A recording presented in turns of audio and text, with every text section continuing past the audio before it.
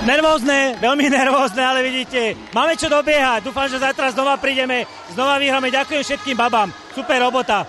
Motiváciu tu si nechám ale pre seba. Dnes sme do toho zápasu naozaj museli dať všetko, pretože tak ako hráčkám Topolčian išlo vlastne o to, že buď si zahrajú znova, alebo nie.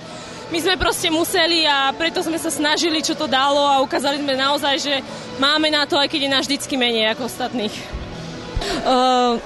Bolo to naozaj, musím povedať, že bola to dráma ku koncu, ako ste povedal, bolo to našou vinou, ale tam sa ukázala sila hlavne osobnosti. Už bolo to o tej psychike na konci naozaj a zistili sme, že keď chceme, ako naozaj sme psychicky silné. Treba zmeniť len to, že nebude to 2-1, alebo je to 2-2. Zápas sme začali veľmi nervózne, po veľkých chybách obrany sme obdržali 2 nešťastné góly, ktoré nás psychicky položili. Verím, že zajtra dievčatá zabojujú a zápas dotiahneme ako aj túto sériu do víťazného konca. Lebo dievčatá si verili, ale počítali sme s tým, že tá natlaková hra, ktorú sme predvedli v Trenčíne, bola veľmi dobrá, účelová a myslím si, že dievčatá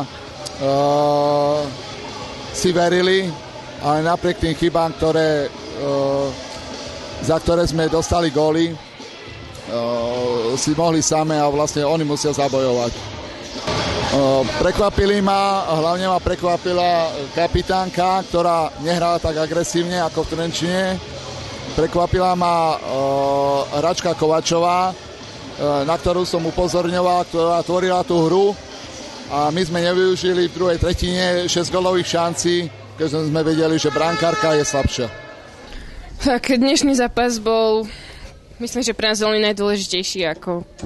Bol dôležitý, ale sme to trošku podcenili a myslím, že v tej tretej tretine sme sa snažili, ale nezamakali sme od začiatku.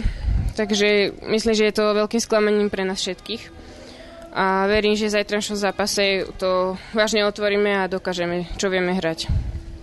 Určite treba sa viacej koncentrovať a začať hrať takú hru, ako sme hrali doteraz v Trenčine.